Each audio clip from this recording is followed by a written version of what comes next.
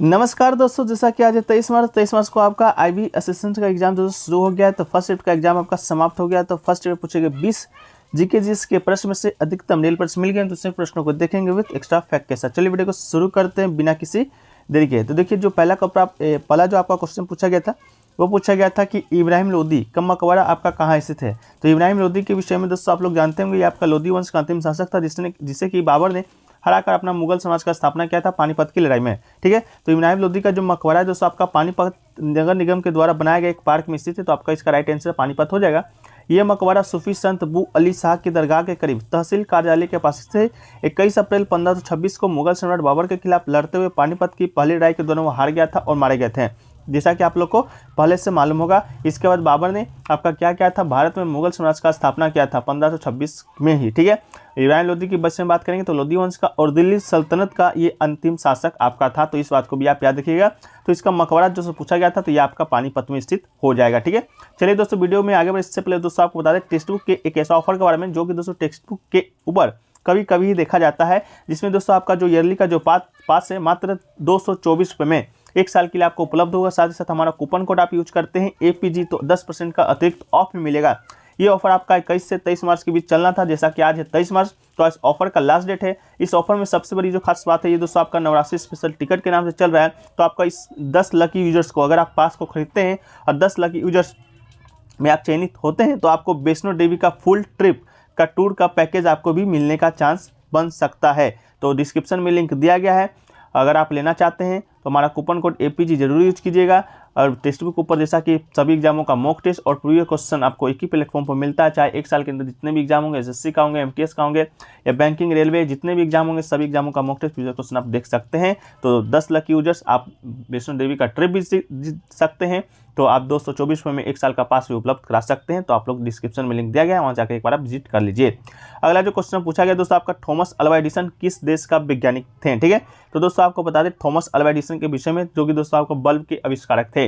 Bulb जो कि दोस्तों आप लोग देखते होंगे जो रात भी होता है वो आपको दिन के जैसा दिखता है, तो वो दोस्तों आपका थॉमस अल्वा एडिसन का ही देन था। वही पूछा गया था आपके किस देश के थे, तो ये दोस्तों आपका अमेरिका के थे। ठीक है, तो इसका राइट आंसर अमेरिका हो जाएगा। अमेरिका के जो महान आविष्कारक थे थॉमस अल्वा एडिसन का जन्म आपको बता दें तो 11 फरवरी 1847 को हुआ था। उन्होंने अपने मेहनत के दम पर 1093 पेटेंट अपने नाम किए थे। उन्होंने अपने आविष्कार का दुनिया से लोहा मनवाया था। उन्होंने सबसे बड़ा जो आविष्कार किया था आपका बिजली के बल्ब को माना जाता है।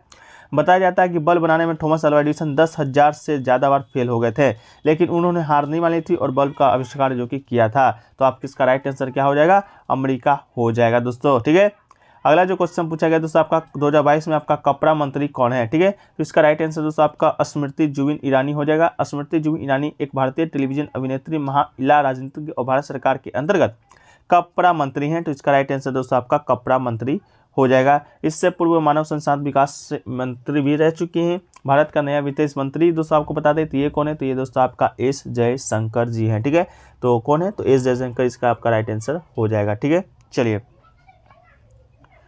अगला जो क्वेश्चन पूछा गया दोस्तों आपका पुलकेशिन जो द्वितीय है आपका किस वंश का शासक था। तो पुलकेशिन द्वितीय के विषय की बात करेंगे तो ये आपका चालुक्य वंश का सबसे प्रसिद्ध शासक था। तो इसका राइट आंसर चालुक्य वंश हो जाएगा, जिसने 610 से 14 ईस्वी तक आपका शासन किया था। पुलकेशिन द्वितीय की सबसे बड़ी उल्लेखनीय सैन्य जो उपलब्धि है आपका शक्तिशाली सम्राट हर्षवर्धन पुरुष की जीत थी। उसने उत्तर भारत के अधिकांश हिस्सों पर शासन किया था। शास्त्रीय संगीत में लिखे गए प्रसिद्ध एहोल शिलालेख की रचना रविकीर्ति ने किया था। पुलकेशिन प्रथम चालुक्य वंश का संस्थापक था, लेकिन आपका पूछा गया था पुलकेशिन द्वितीय का। नरसिंह वर्मन प्रथम पल्लव वंश का शासक था जिसने पुलकेशिन द्वितीय को हराया था। तो इस बात को भी आप याद है, जो कि अपने माइंड में रखिएगा। एक क्वेश्चन पूछा गया दोस्तों आपका भारत का लिंगानुपात कितना है 2011 के जनगणना के अनुसार, सेक्स रेशियो।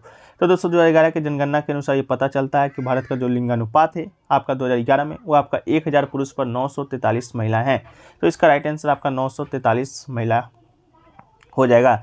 लिंगानुपात के उपयोग की बात करेंगे, प्रयोग की बात करेंगे तो लिंगानुपात का जो गणना है वो कैसे किया जाता है, तो 1000 पुरुष पर महिलाओं की कितनी संख्या होगी यही आपका लिंगानुपात दर्शाता है। किसी राज्य में शायद आपका जैसे कि राज्य है उत्तर प्रदेश, तो उत्तर प्रदेश में आपका 1000 पुरुष पर आपका कितनी महिलाएं हैं वही आपका उत्तर प्रदेश का लिंगानुपात होगा। तो ये बात अब बनता है कि किस राज्य का जो लिंगानुपात है सबसे ज़्यादा है। तो दोस्तों आपका जो केरल राज्य है वहाँ का लिंगानुपात सबसे ज़्यादा है। जिस प्रकार आप यहाँ पर देख रहे हैं कि आपका 1000 पुरुष पर 943 महिलाएं भारत का लिंगानुपात है। ठीक है, तो उस तरह आपका जो केरल का लिंगानुपात है 1000 पुरुष पर आपका 1048 महिलाएं हैं। ठीक है, 1048 महिलाएं की पुरुष से ज़्यादा महिलाएं आपके केरल में है, तो सबसे ज़्यादा लिंगानुपात भी आपका वहीं का होगा। ठीक है, तो ये दोस्तों आपसे पूछा गया था। इसके अलावा दोस्तों अगला जो क्वेश्चन आपका पूछा गया था वो पूछा गया था कि भारत का पहला सौर ऊर्जा संचालित गांव कौन सा है, जिसने हाल ही में नरेंद्र मोदी ने उद्घाटन किया है। तो हाल ही में जो प्रधानमंत्री हैं नरेंद्र मोदी, गुजरात के मोहसाना जिले के एक गांव मोढेरा को भारत का पहला सौर ऊर्जा संचालित गांव घोषित किया है। तो इसका राइट आंसर आपका क्या हो जाएगा, मोढेरा हो जाएगा। ठीक है, अगला क्वेश्चन पूछा गया दोस्तों कि 61वां संविधान संशोधन है जो कि किससे संबंधित है, ये आपका क्वेश्चन पूछा गया था। ये क्वेश्चन का लैंग्वेज चेंज भी हो सकता है कि आपका किस संविधान संशोधन के तहत जो आपका मतदान करने का उम्र था 21 से घटाकर 18 कर दिया गया था। ठीक है, तो 61वां संविधान संशोधन इसका राइट आंसर होगा। 61वां संविधान संशोधन में हुआ क्या था, तो उम्र 21 से कम करके 18 करना था। भारत के 61वां संविधान संशोधन अधिनियम 1989 के द्वारा लोकसभा राज्यसभा की विधानसभा के चुनाव में मतदान की आयु को कम कर दिया गया। ये आयु आपका 21 वर्ष से 18 वर्ष कर दिया गया था। अभी भी वर्तमान में आपका क्या है, तो आपका 18 वर्ष ही है। ठीक है, तो ये क्वेश्चन आपसे पूछा गया था। एक क्वेश्चन पूछा गया था 2011 के जनगणना के अनुसार बिहार के पुरुषों का साक्षरता दर पूरा पूछा गया था शायद आपसे। तो 2011 के जनगणना के अनुसार बिहार में साक्षरता दर आपको मालूम होगा 63.82% है, जो कि इस पूरे भारत में सबसे निम्न है। अब बिहार में पुरुषों की साक्षरता दर की बात करेंगे दोस्तों, तो ये आपका 73.39% है। शायद ये आपसे पूछा गया था, तो इसका राइट आंसर हो जाएगा। वहीं पर महिलाओं की साक्षरता दर की बात करेंगे तो 53.33% है। वहीं पर दोस्तों ये राष्ट्रीय औसत से काफ़ी कम है, जो कि कुल मिलाकर 72.9% आपका है। वहीं पर बात करेंगे भारत में पुरुष साक्षरता दर का, तो भारत में 80.9 पुरुष है, और महिला साक्षरता दर की बात करेंगे तो 64.6% है। ओवरऑल बात करेंगे तो 74.04% आपका भारत का साक्षरता दर है। ओके, मौलिक जो अधिकार है वो आपका किस देश से लिया गया है, तो जिस प्रकार आपको मालूम होगा मौलिक अधिकार के विषय में, ये आपका मौलिक संविधान के मुख्य विशेषताओं के रूप में जो मौलिक अधिकार है संयुक्त राज्य अमेरिका के संविधान से लिया गया है। तो इसका राइट आंसर संयुक्त राज्य अमेरिका हो जाएगा। लेकिन स्टूडेंट कह रहे थे शायद आपका मौलिक कर्तव्य भी पूछा गया था कि किस अनुच्छेद में है, तो ये मौलिक कर्तव्य दोस्तों आपका अनुच्छेद 51A में है। ठीक है, ये भी पूछा गया था शायद आपसे। इसके अलावा मौलिक कर्तव्य के भाग की बात करेंगे तो आपका भाग 4A में है। वहीं पर बात करेंगे मौलिक अधिकार का कौन सा अनुच्छेद में है, तो ये आपका 12 से 35 अनुच्छेद में वर्णित है। भाग की बात करेंगे तो भाग 3 में है। वहीं पर मौलिक कर्तव्य की बात करेंगे किस देश के संविधान से लिया गया है, तो यूएसएसआर, तत्कालीन यूएसएसआर अब रूस हो गया, उस देश के संविधान से लिया गया है। मौलिक अधिकार के विषय में पूछा गया था, ये आपका अमेरिका के संविधान से लिया गया है। तो ये क्वेश्चन आपसे पूछा गया था। ठीक है, अगला जो क्वेश्चन दोस्तों आपसे पूछा गया था वो सोडियम बाइकार्बोनेट का फॉर्मूला आपसे पूछा गया था। सोडियम बाइकार्बोनेट एक कार्बनिक यौगिक है। इसे मीठा सोडा या खाने का सोडा भी कहा जाता है, क्योंकि विभिन्न व्यंजनों को बनाने में इसका उपयोग किया जाता है। इसका अणुसूत्र आपका NaHCO3 आपका इसका राइट आंसर हो जाएगा। ठीक है, इसके अलावा एक पूछा गया था कुचिपुड़ी कहाँ का शास्त्रीय नृत्य है, तो कुचिपुड़ी की दोस्तों बात करेंगे तो कुचिपुड़ी दोस्तों आपका आंध्र प्रदेश का प्रसिद्ध नृत्य शैली है। तो इसका राइट आंसर आंध्र प्रदेश हो जाएगा। इस नृत्य का जो नाम है कृष्णा जिले के कुचिपुड़ी गांव के नाम पर रखा गया है, जहाँ के ब्राह्मण इस नृत्य को करते थे। ठीक है, तो एक क्वेश्चन इससे पूछा गया है। इसके अलावा कुचिपुड़ी आपको मालूम होगा एक शास्त्रीय नृत्य है। भारत में वर्तमान में आपका 8 शास्त्रीय नृत्य है आपका संगीत नाटक अकेडमी के द्वारा, लेकिन भारत के संस्कृति मंत्रालय के द्वारा 9 है। तो कुचिपुड़ी जैसे आंध्र प्रदेश का है, उस तरह आपका भरतनाट्यम है तमिलनाडु का है, सतरिया है असम का है, मोहिनीअट्टम और आपका कथकली आपका केरल का है, कथक आपका उत्तर भारत का है, ओडिसी आपका उड़ीसा का है, मणिपुरी आपका मणिपुर का है। इस प्रकार जो आपका छऊ है वो आपका भारत के संस्कृति मंत्रालय के तहत आपका शास्त्रीय नृत्य है वो आपका पूर्वोत्तर भारत का है। ठीक है, तो इसको भी आप याद रखिएगा। एक क्वेश्चन आपका लक्ष्य सेन से पूछा गया था कि कॉमनवेल्थ गेम्स 2022 में बैडमिंटन में आपका गोल्ड मेडल किसने जीता था, तो इसका राइट आंसर आपका लक्ष्य सेन हो जाएगा। लक्ष्य सेन ने मलेशियाई शटलर को हराकर जीता था अपना पहला स्वर्ण पदक। भारत के सर्वोच्च रैंकिंग वाले पुरुष बैडमिंटन खिलाड़ी ने अपने राष्ट्रमंडल खेल के डेब्यू में मलेशियाई शटलर को हराकर अपना स्वर्ण पदक हासिल किया था। तो इसका राइट आंसर आपका लक्ष्य सेन ही हो जाएगा। ठीक है, एक क्वेश्चन देखिए स्टूडेंट कह रहे थे खेरा सत्याग्रह से भी पूछा गया था। तो खेरा सत्याग्रह की बात करेंगे तो राष्ट्रपति राष्ट्रपिता महात्मा गांधी के द्वारा प्रारंभ किया गया था।